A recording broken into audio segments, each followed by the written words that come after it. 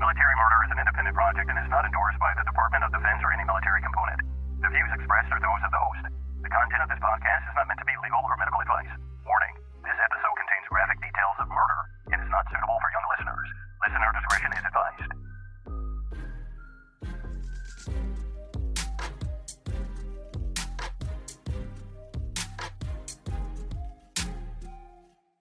Welcome back, True Crime Army. Today on Military Murder, we're honored to speak with retired Command Sergeant Major Bart E. Womack, a decorated leader with over 3 decades in uniform. Bart was the Command Sergeant Major of the 1st Brigade, 101st Airborne Division at Camp Pennsylvania in March of 2003, when one of the most shocking insider attacks in modern history unfolded. He's the author of this book right here. See if I could put it in there. Okay. Embedded Enemy, The Insider Threat, where he recounts that harrowing night in detail. He shares what it taught him about leadership under chaos and how these lessons apply far beyond the military. All right, Sergeant Major, thank you so much for joining me today. How are you? Oh, fabulous. Thank you for having me. Yes. So I need get into it. I need my listeners to know that before today, you and I had we were supposed to have a brief conversation.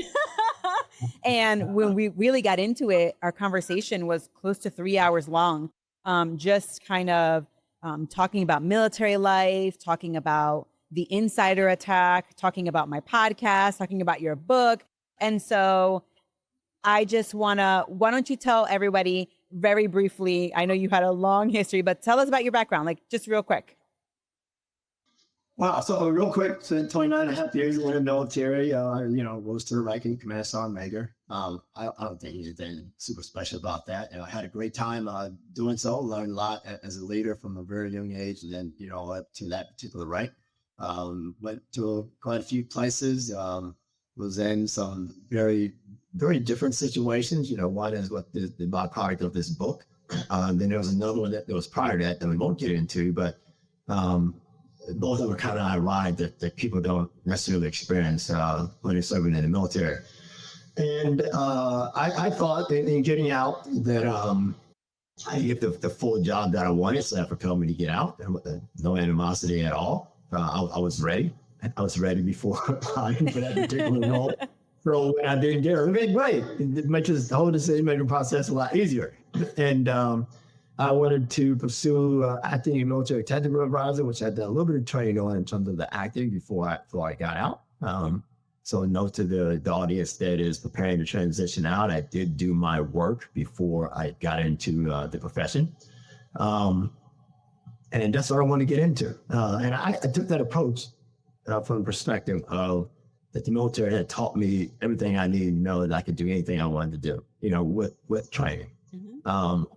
Couldn't go be a brain surgeon or anything like that because I wasn't trained to do that. But it definitely gave me the confidence to do things that weren't ordinary, and having the courage to be able to do those things and succeed at them. So I did that for a while. Then I switched to kind of corporate America, doing veteran-related things, veteran hiring types of things, as well as some training. And that's where I wrote the book before I got into that particular part of it. And being able to take the story of the book and weave that, if you will, from that experience into a speaking career and speaking on the subject of situational awareness, security. So again, from the confidence and things that I taught in the military, that I could weave and figure out anything to be successful. Awesome. So I have a question for you. So you said you got out. First of all, I love how you say, "Oh, making Command Sergeant Major is not that big a deal. Like it's whatever." Come on, that's like a big congratulations. Like that's not easy. So I just want to say, anyone who's listening, it is not that easy to become a Command Sergeant Major for the Army. So don't let him fool you. Okay. So you said you got out because you didn't get the position that you wanted. I won't get into that, but how did you end up? And was it a position that you wanted as the Command Sergeant Major of the 1st Brigade, 101st Airborne Division? Tell me about that. I think, also this is humility talking, but that's what I feel. It's not just, okay, make it this low-key thing. if you have done all the right things, you're going to get in those positions that are going to take you to where you want to get to. And you need to have a trajectory. You need to have a plan. Again, back to the audience, I diverted a little bit in terms of transitioning out. Like the military set you up for everything from the very beginning. Like we pumped you off the street, put you in training right away, and then some more training right away, and then put you in a job, and then continue to train you. What? Same thing is true when you get out. Okay, I digress. But my point is, if you do all those right things, the trajectory is going to be there. But you have to do all the things. Mm-hmm. And you have to perform at the end of that. You have to perform. Kissing ball right there, like you have to perform. And your performance is going to take care of itself. I like to think the military allowed for that. At least for me, it allowed for that. And my job is just to perform and be the best that I can be and take care of my soldiers and their families. So when you do all those things, you're going to get to those particular ranks, and then the next one, and then the next one. So same is true. You start at the battalion level, and once your time is kind of done at the battalion level, you're looking for that next job of working for an 06 at the brigade level, and that's what happened. You're selected. There's other command sergeant majors that are vying for the same opportunity to move up and be a brigade sergeant major. And when that time's up at brigade, you're vying for the same thing for the next one. Your job is to work for, if you work for an 06, then you work for an 07 or a 1-star, and then 2-star. And 4, that's what you want to do. So it's keeping your eye on what the prize is, of where you want to go and what you want to do. Mm-hmm. Okay, awesome. So I have a question for you. In your book, you talk about the gravity of leading soldiers on the evening of combat. Like that is so heavy, right? What was the atmosphere like at Camp Pennsylvania in the days leading up to the attack? Can you talk to me about that? Yeah, it was all preparation for war and then crossing the border into Iraq. Not knowing the specific day as we led up to March 23rd. So on March 22nd, that last word that we received at that particular time was a Saturday, that we were going to be crossing the border to invade Iraq on the upcoming Thursday. So 5 days from that time. My math is fine. So that was a Saturday. 2 days prior, on a Thursday, which would have been March 20th, I believe, was the shock and awe. I call it bombs on Baghdad because that's what happened. Like you bombed Baghdad looking for some, so I was able to watch that on television, so in 20 days leading up to the time we were in camp at that particular time, about 22 days, if you didn't know you were there for a war, because aside from prep and everything, it's kind of like we always did prepping for training, right? And other deployments. So it wasn't nothing new in that regard, because fighting hadn't started yet. But once those bombs, just seeing those bombs drop on Baghdad, okay, now it's kicking off. It's just a matter of time for, it's our time. So that's what it was, for the whole time. It's just preparation. Our stuff had to come in the company. It was just by train, then ship, of course. We were waiting for all those things to come, had all the people in place, just waiting for all our equipment. By that time we had that, and then, waiting on our ammunition. Just you, okay. So if you're okay with it, I know my listeners definitely want to know, but can you take me back to that night of March 23rd, 2003? You wrote in your book about watching, I was just a little bit, I found this part of your book still like raw and real, where you talk about watching a golf tournament, right? Because you're unwinding and this all happens before the blast. So you have no idea that this attack is going to take place, right? What was going through your mind in the moments like just before the grenade rolled in? And I know, and then my second part of that question is, I know that in your book, you kind of thank Tiger Woods for saving your life. So tell me more about this, about your experience in that moment. Yeah, so that day we had put our final touches on our particular war plan for our part of the invasion, right? Mm-hmm. Like I said, we were supposed to leave on that Thursday. Some people were going to air assault in. That was the plan. And others would move via ground assault convoy, this long death ride into Iraq in a Humvee or a vehicle.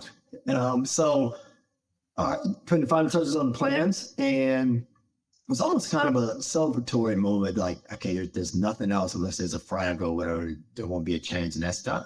under all that operation, most of our operations, people just kind of, you could see the weight let off and them kind of relaxing or whatever. The colonel went to bed that night at 2200 hours. That's as well as he went to bed the whole time that we had been in Kuwait.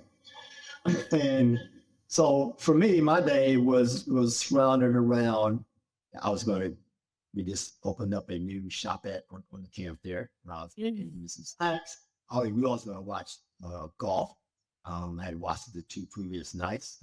This tournament was called the Bay or Invitational, now it's called the Palmer Invitational. And Army was going to watch the round on Saturday, right? So I had my snacks, I'm watching golf. Ammo just came early that day, right before dusk, right before it got dark. That's when the ammo came. My driver bought my ammo for my 9mm, so I have that on my desk. I'm loading magazines, watching Tiger play golf, and I'm setting up the bill pay on my computer. All 3 at the same time. It's going to be a long night, right? We're watching golf.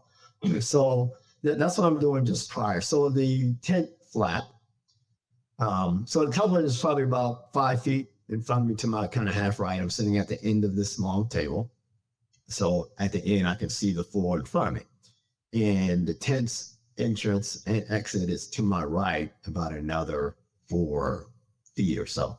Well, it kind of moved. It got my attention. I looked at it, just realized it was just the wind. So after that, I'm focused on golf again, and it kind of moved again. I ignored it this time because I just figured it was going to be the wind again. Well, right after that, I see these sparks in front of me, probably just past the television, so 5.5 feet up against that tent wall that's right in front of me, and I see these sparks. And I know it's some type of grenade. I just don't know what type of grenade it is. For some reason, it's sparking before it explodes. So, as you're ready to book, I say, we're in the ladder, not quite right, and that's a not quite right grenade. It's sparking before it explodes. But I know what type of grenade. I jump up. Our executive officer is in the tent as well. He's on the other side of the table. He sees what I see. But I know the colonel was in the back sleep. He saw it. So the 2 of you, like your eyes met on the grenade, like you both saw it at the same time. Right. I'm on one side of the table sitting down, but I can see the floor. He's on the other side of the table. So he's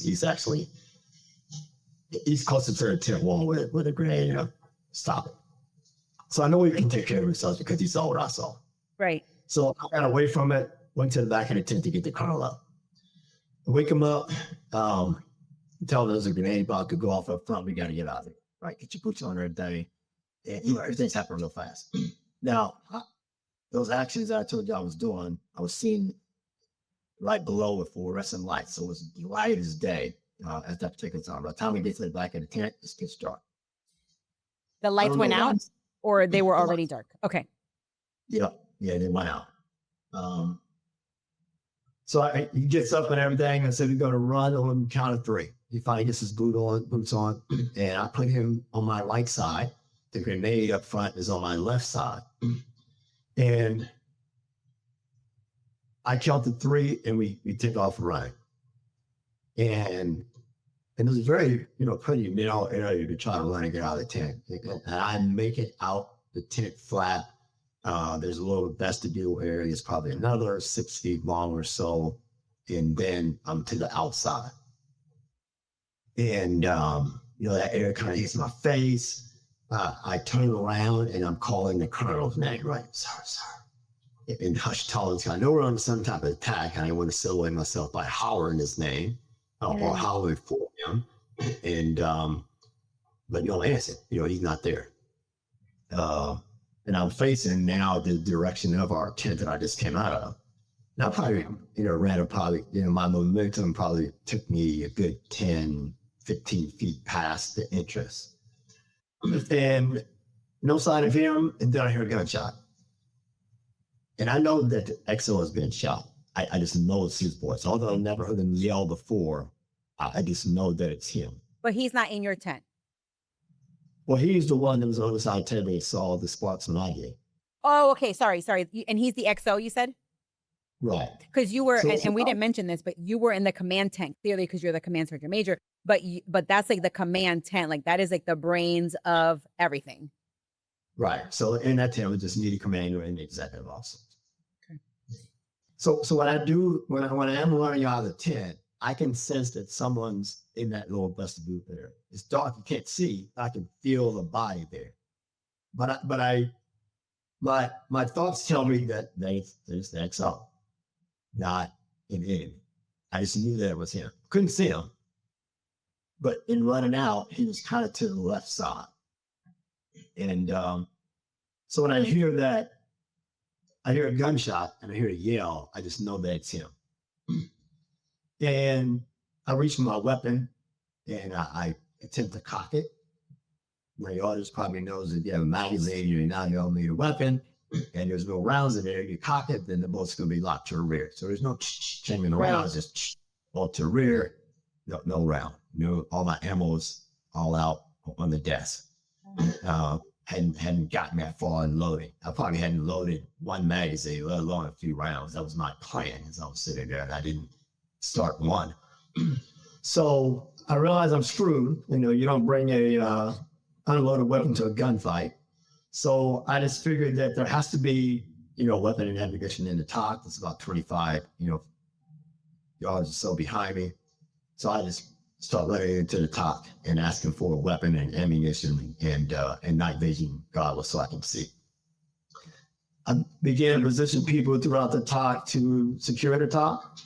I remember the two guards the two people that were up front were from a National Guard unit that was attached to, they were actually, attached to the camp. So one for us while we're at the camp and putting them down in a prone at the main entrance there, and then putting other people throughout the top to protect all the entrances. So I finally get that, M4 and rounds and knives, and I head back out toward my tent to look for the XO and the commander. And they're not there.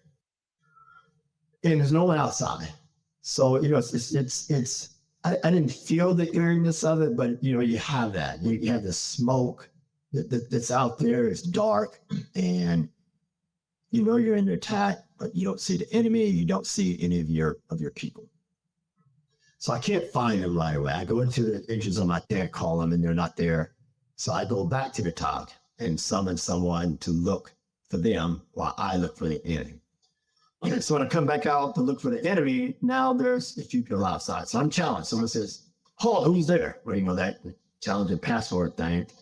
And they recognize my voice. I recognize their voice. They tell me who I am and say, "Well, so Major, what's going on?" I said, "I don't know that." But I said, "I don't know, but Major Romaine has been shot." And then he tells me that Captain Seeger has been shot. So we try to figure out what's going on. He asked me what happened to the lights. There was a generator light set that was there in our brigade area, and that was off. It didn't dawn on me when I came out at 10 that light wasn't on. I had so much going on and wouldn't think about lights. Right. I should back up and tell everyone kind of set up this camp for them. So our headquarters is in the middle of this camp. I said the camp's like 10 football fields, probably larger. So picture that, 10 football fields, and then you have the headquarters area, the top, and 10 tents that's housing the headquarters personnel in the middle of this camp. And there's 5,000 people in this camp. Over 4,200 of them belong to the 1st Brigade, and then there's 800-man battalion that's a combat support battalion, a division asset. And so you have this headquarters in the middle, and then everyone else kind of around it. That's what the camp is made up of. Mm-hmm. So we're looking for the enemy. Again, people have begun to come out of tents. They're being instructed to get in certain security positions throughout the tent bunkers. By this time, sirens are going off. Well, unbeknownst to me, and I can't explain this is some doctor's job to tell you about an adrenaline rush. Yes. That the first grenade that went into my tent along with the sparks was an incendiary grenade to start fires. A frag grenade was thrown into the tent that exploded. Mm-hmm. And that's why the commander didn't come out of the tent at some point. I think he ran into something first, and then the grenade was thrown in. The grenade was thrown to the second tent, the grenade was thrown into a third tent, and then somebody was shot. So if you go back to my tent, the XO was shot. and a frag grenade goes in. In the second tent, they begin to stand up because of a gunshot and a frag grenade going off. So a frag grenade explodes at a 15-degree radius. So if you're below the 15 degrees, I'll have to say 14, then you're probably okay. If you're above that, you're in trouble. The higher you are, the more your silhouette, the higher your silhouette is, the more in danger you are of that grenade. So dropping is probably the best bet if you can't escape it. If you can't escape it, now realize it's going to blow 360 degrees. So if you're lower than that, you have a possibility of not getting hit by any. Just a possibility. But just know that it explodes at 15-degree radius. So if you can't get behind anything and you're above 15 degrees, you're going to be in jeopardy. Right. So before you continue, I have a question for you, just because you're talking about everything that's going on, and this is perfect for my question. As everything is happening, like from the get-go, how do you think that your training before this prepared you or did not prepare you for a situation like this, where the fight comes to you, kind of, versus you going into the fight and kind of like already being in that mindset? Yeah, that's a great question. No one's ever asked that question in terms of the fight coming to you. And I like to explain that to people in this situation. Like I said, when I was out there, no one else is out there. And we don't necessarily train for the fight to come in. We don't train for the fight to come to us with one person. Maybe I have another buddy, you got a buddy team, but just one person in the fight comes to you. No, you kind of train forward in terms of the process of elimination. If everyone's getting, hit or injured or whatever, then, you'd be just a lone survivor, et cetera. But you may have that scenario in training. But I would say that it was all training. That there was never a time of being over anxious or anything like that. It was just execute. The decisions just came and flowed of what the next thing was to do, and then the next thing to do, and then the next thing to do. And training did that, even though you were never put out in a situation by yourself to combat it. Just even doing it with a team, you say, okay, your team's not here. You still have to execute whatever the mission is based on the knowledge that you have, circumstances and all those types of things. So I would say without the training, you'd be very confused. Let the training, come. I was just calm. I knew what the next thing was, and then the next thing was, and then the next thing was. Right. So when it came to your decision making, and we're going to get to that here in a second, because you're going to tell us what happened, but what drives or what drove your particular decision making in this case? Was it in addition to training? Was it anything else, like instinct? Was it faith? Was it any type of sports that you had played in the past? I mean, I'm just trying to think. I can't imagine. But I want to learn from someone who has survived something like this. What kind of drives your decision making in that? Yeah, and training and instinct. Whatever the situation is, something's going to be presented to you. So what we have here is an attack. We know the 2 people have been shot. We know 3 grenades have gone off. At this point, we have casualties. And what is the next thing and the next thing and the next thing? But it's instincts, so if you have casualty, next thing you have to do is treat them. How do you treat them? And what's the process to start that way? You start triaging which ones are more critical versus others. When I was in the talk, one of the times there was a call on the radio. I asked for reinforcements because, like I said, when I was before, there's no one else out there. So I got on the radio and asked for a platoon to come over from one of our infantry battalions to search the area. Because at the time, I felt like I was the only one out there. I didn't see anybody else, didn't hear anybody else, and I knew I couldn't search the whole area by myself. And, well, I could, but it was going to take a while. So I called for reinforcements for that. And after that call, our aid station that was on the camp, someone heard that call and said, hey, do you need an FLA? Field Leader Ambulance. I said, yes, because I knew one person was shot. Had no idea the other casualties at that particular time. I said, yes, they're in the vicinity of the top. Well, thank goodness that person was alert and asked that question, because that helped expedite the process of evacuating our casualties from that location to the aid station or in the camp. So everyone's trying to work in synchronization based on the information that they had. Mm-hmm. At this point, were you thinking, and I know because I've read the book, but my listeners haven't, were you thinking, oh my goodness, they have infiltrated? What were you looking for exactly? Like, I mean, at this point, you're like, man, they are really, really close. And they're also really, really, really hiding because you're outside. There's no one there, right? It's not like someone's just out there like, hey, I'm here for a fight. So what are you thinking in that moment? Yeah, as the casualty evacuation was taking place, we had someone in charge of that. Still putting people in security positions. People are in bunkers by now. Sirens going off. It always went off, and nothing was happening. But this time, something was happening.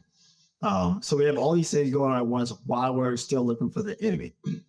So I think first and foremost that something had to have changed in this camp. So I go on to talk as if something changed. We've been all these nights and nothing like this had even come close to happening. I had gone to the guard towers and checked many nights to make sure people were doing the right thing. I was kind of pissed at first. I said, well, the guards must have gone to sleep. That's the only way someone can infiltrate the camp. Now, again, 10 football fields, right? Were bigger.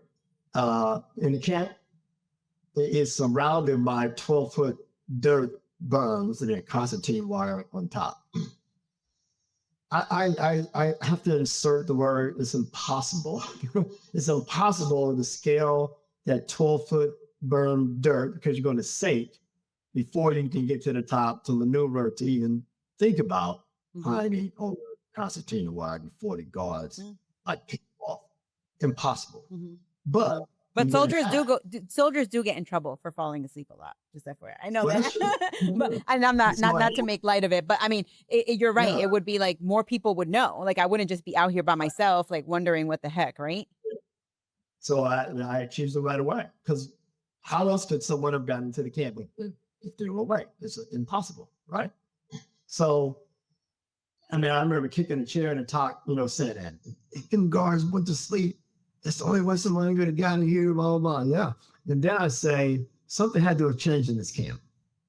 We've been all these nights, nothing, close like this ever happened. Something changed. And then I'm told that interpreters came into the camp just a few hours prior. Bam, has to be them, go find them. Oh, yes. I see. So the search began for the interpreters. They're found, they weren't hiding, but they're located, I should say, apprehended and then interrogated, just allowing that they had nothing to do with it. So now I'm thinking that, okay, if it's not them, we're back to insurgents. How'd they get into the camp? And then more importantly, if they're that good that they can come in, they can come in, infiltrate the camp, cause all this devastation and injuries and not leave one side, then our intel about how they fight, how good they are, et cetera, is poor. And we are really in for a fight when we cross that border. Because these guys are good. Like, there's no sign of them at all. They are really good. Right. So, people were loaded into the field military ambulance, taken to the local race station that's on camp. The military helicopter comes in. People are loaded onto that. And they are up in the air and headed to a 1-minute flight to the Cash Combat Support Hospital. 1 minute, max. It was very, very close. Second helicopter lands, casualties are loaded. And as the second helicopter lands, there's a huge fireball in the sky.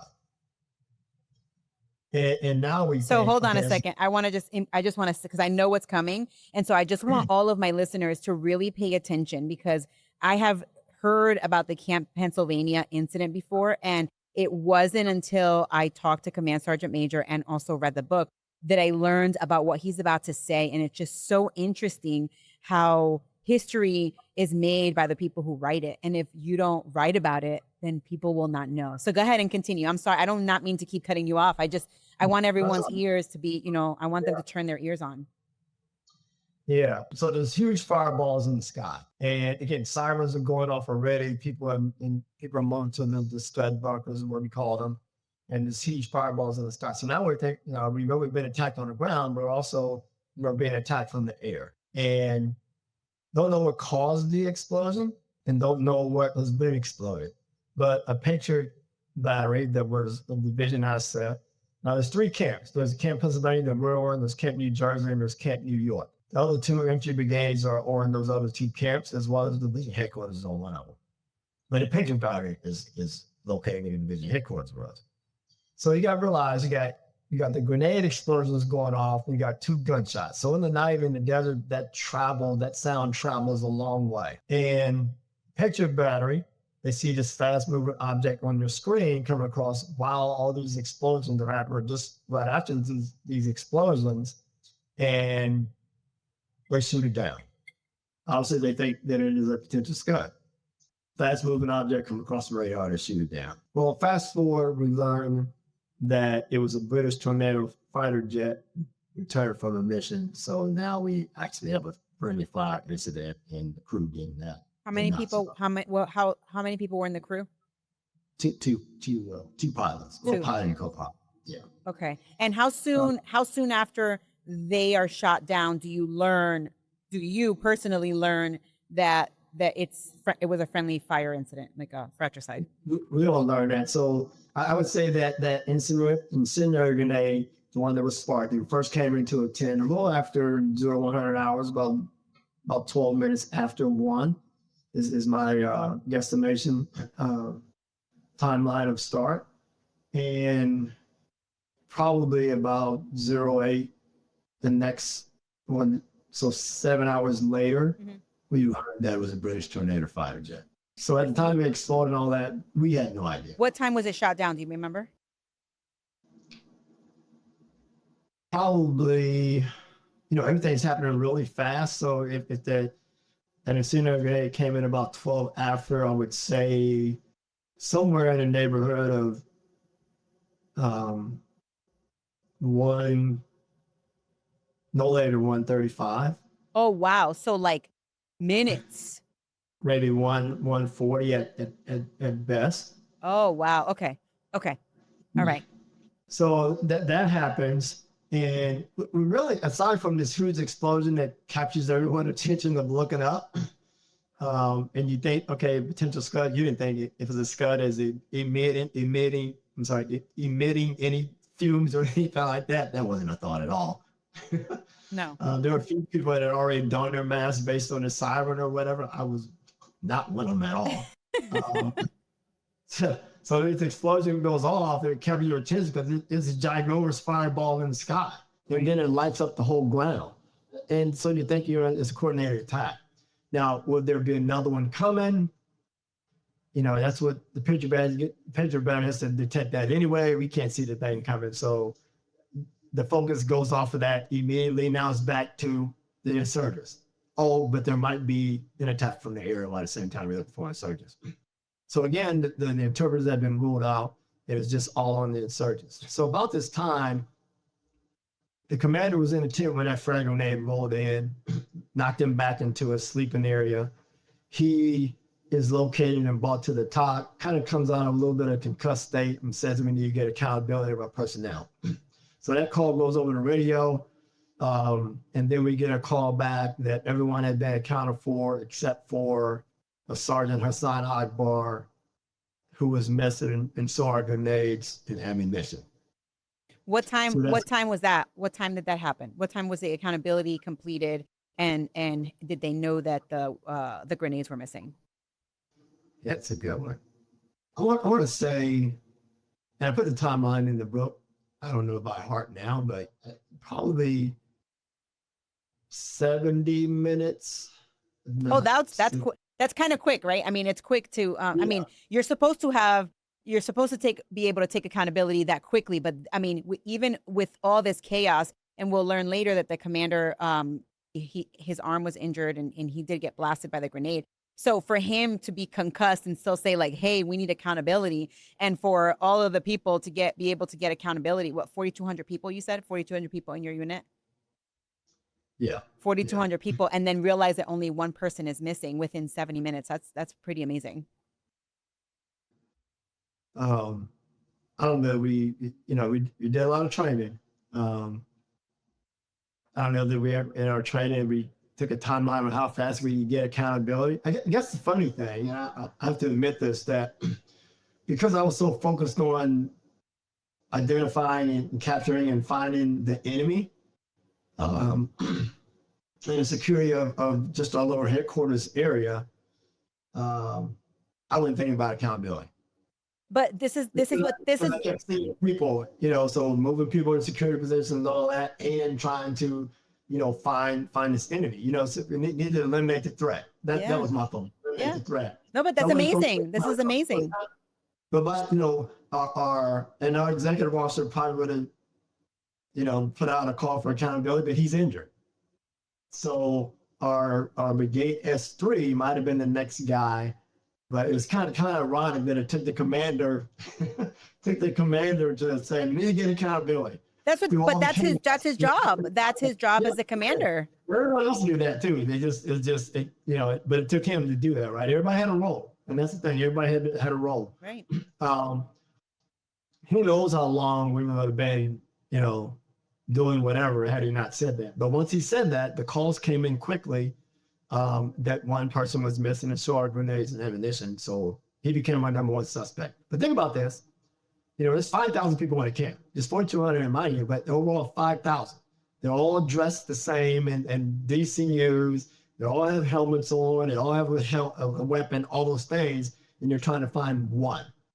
And 99.9% of the headquarters, people in the headquarters, didn't know what this person looked like. It's one of our soldiers of the 4,200, and everyone doesn't know what every soldier looked like. Well, yeah, but Bart Womack. To play devil's advocate here, I mean, you're in a deployed location. You're usually in the same spot all the time. So if you can't find someone, especially if there is an incident that happens, if there was an incident that occurred and I knew about it, and I assume everybody on Camp Pennsylvania knew about it, you would go and report, because that's what you're supposed to do. You're supposed to go and report like, hey, how can I help? What should I be doing? So in any event, you have a person who is unaccounted for. So what are your thoughts? Okay, so now you have this unaccounted person, and are you the one leading the way here, or what's going on? Like, who are we searching for him, or what's going on? So we still have our people on the ground. Everyone's in medevac. I should add that when that explosion happened was right when the second medevac helicopter landed. It was loaded up with casualties, but they were told because of that explosion, again, they think it's a Scud, that they didn't want them to take the flight, that 1 minute flight to the local cache. They were told they had to go to a cache that was 75 kilometers away. And that arguably cost Captain Seifert his life, who was shot point blank in the back. And he was the one in the he was in the second. He would have been in the second. No, he wasn't second, but they couldn't take that 1 minute flight. They had to go 75 kilometers away. Oh my gosh! Just because of that explosion. So we're looking for Margot. We find out that it's him. I go to my leaders. Remember, we had that whole platoon over there, and my first sergeant, everyone else, because they were focused on triage and the casualties and all that. So now the casualties have been evacuated. They're on the search as well. And I tell them that this is who we're looking for, and they have to digest that a minute. Again, 99.9% of the people in headquarters had no idea who this was or what he looked like. Mm-hmm. So I remember telling our first sergeant, he says, "You mean it's one of our own guys?" I was like, "Yep." So you tell, your soldiers all that. I'm not going to tell you how to tell. I don't know how you explain to them that we're looking for one of our own guys. So you can imagine that he has to go tell them that, and they know the name is not within their headquarters, but where is he? What does he look like? How do you defend a particular area? And someone's coming by or walking up or whatever. Bottom line, how do you prevent fratricide in that particular case when they're wearing the same thing you are? Like, you don't want them to get too close. So that's the hair standing up on everyone's neck, if you will, in that situation. Where before, you're looking for the surgeons wearing something different or whatever. And now this person's wearing the exact same thing as you are, unless they're smart enough to change clothes. So you have that going on. So I go we come out of the talk after we get that message. I go one way, and our intel officer, Major Warren, goes to another. Now, he'd been going around all night, walking around with his pistol in his hand, checking bunkers, giving instructions to the people that are in the bunkers. He would walk up, ask them who they are, etc. So we noticed when we came out of the talk, after learning there was Akbar, there was one bunker that he hadn't gone to all night. So he goes in this bunker. As he gets close, he says, who do we have over here? That's what he'd done all night, every bunker he approached. And the response is, son Akbar. Well, Akbar didn't know we're looking for him. So the major has the wherewithal to holster his weapon so it didn't look like a threat, continues to walk toward the bunker, and then he says, well, who else do we have in there? And another guy that's in the bunker with Akbar says his name. Now, think about this. So Akbar is alleged to have done this at this particular point, and he's missing, and so are grenades and ammunition, and now he's kind of victim, if you will. I'm in the bunker like everyone else, and I'm in the bunker with someone else. After I'd already shot 2 people and threw grenades into these tents. And he's in the bunker with someone else right now, but not attacking. So I always say if something turns an attacker on, in all these attacks, they could always be worse than they are. All the school ones, all the workplace, they can always be worse than they are. Something turns them on, and then something turns them off. It turns them on to do whatever, and instead of continuing the attack, even they may kill themselves. They're out of ammo. You never hear they use the last round on themselves. Something turns them on, something turns them off. And the same thing is true here with Akbar, because he's in a bunker with fellow soldiers. So which bunker was this specifically? Was this you said they had failed to look there before. Was it just like an extra one? No, he had gone around to all the bunkers as well as putting people in security positions or whatever. He realized when he came out and talked that there was one that he had not gone to yet. Got it. Okay. It wasn't necessarily a failure.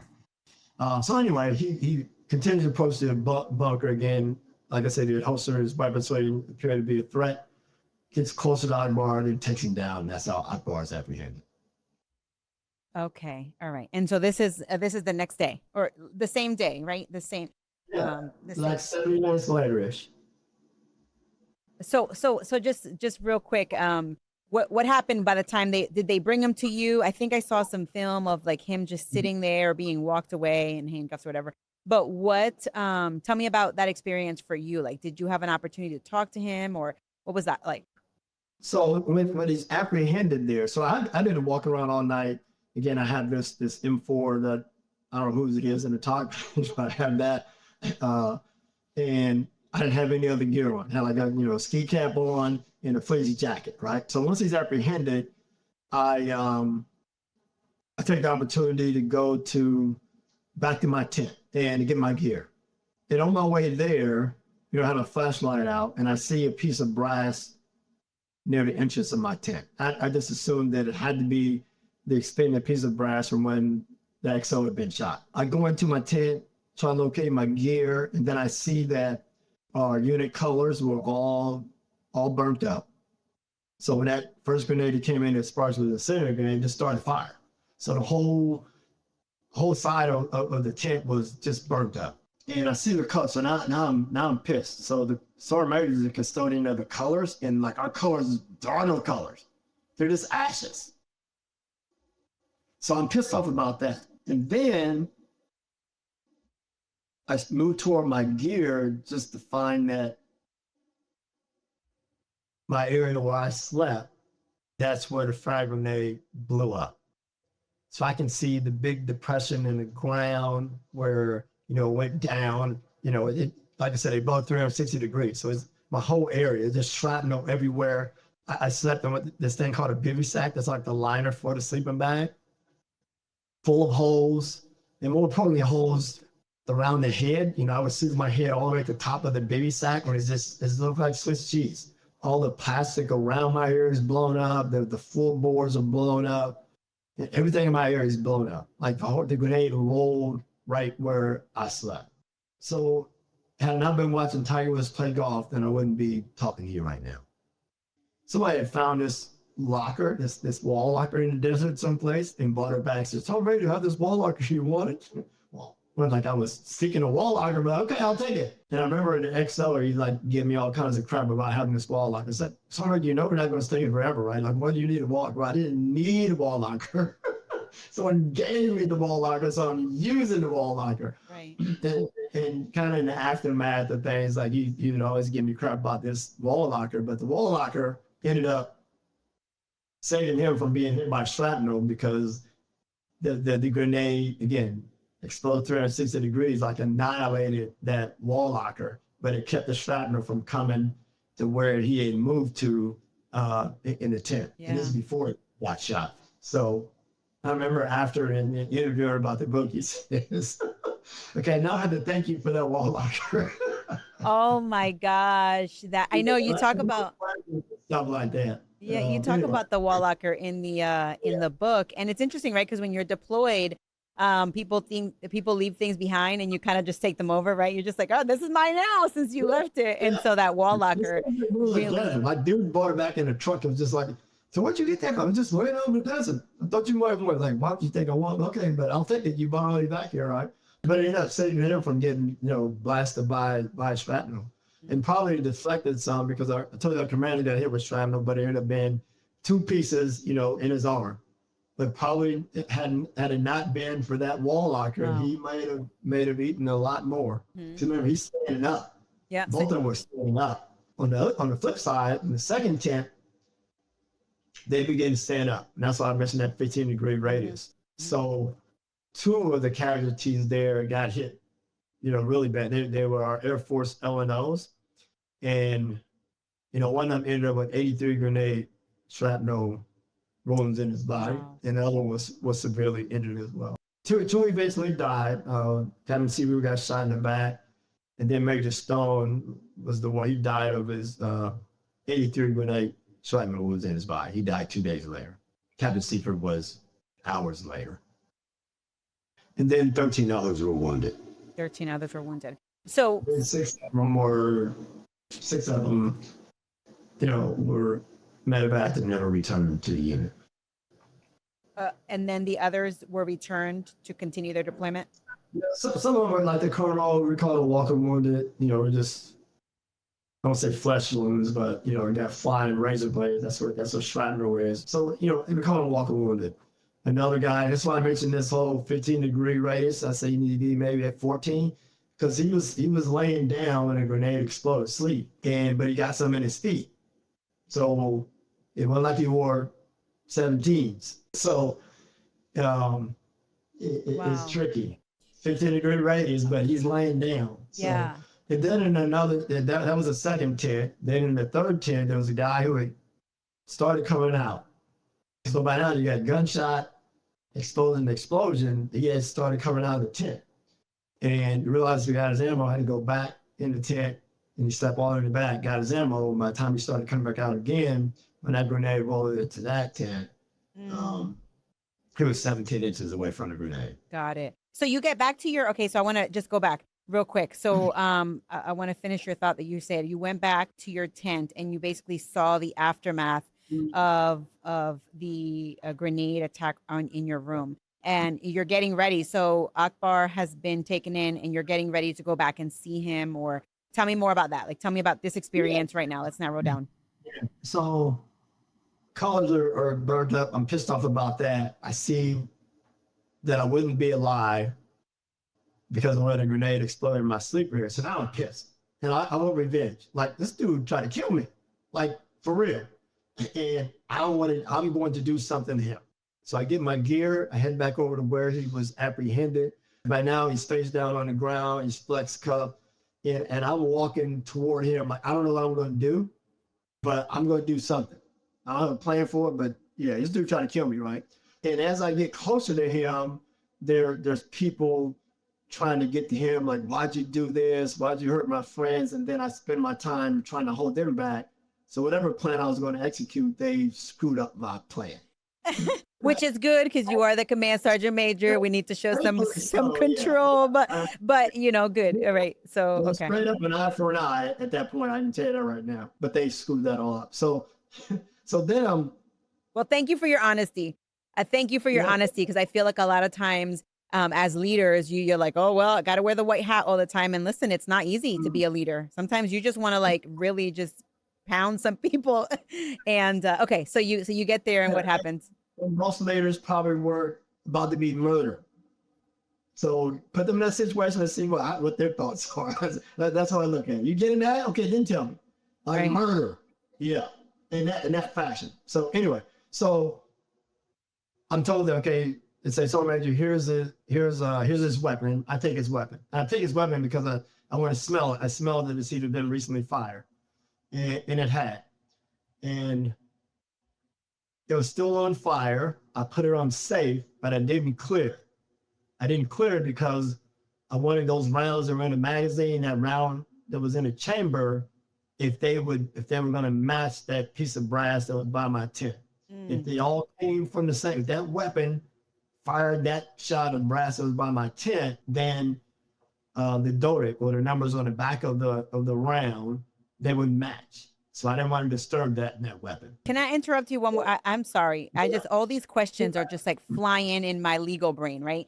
So you're a command sergeant major. You're here to lead people, to shape people, to lead the fight. But now you're like an investigator, right? Like you have like this investigative hat. I can't imagine. Maybe I'm wrong, but was CID embedded with you guys at this point?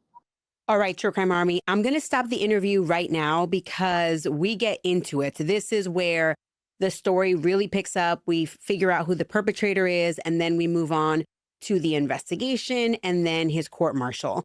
If you're interested in listening to part 2 early and ad-free, make sure you check out my Patreon this week only at patreon.com/militarymurder. If you sign up for a free account on my Military Murder Patreon, you will be able to see part 2 early and ad-free. It's not going to come out the same day as part 1, but you will be able to see it early and ad-free. That's patreon.com/militarymurder. You do not want to miss part 2. In part 2, we get into the rest of the story, but also Command Sergeant Major retired Womack does go into his training and what he has learned post-attack with regards to active shooter drills and all of those types of things. All right, I'll see you next week. Bye.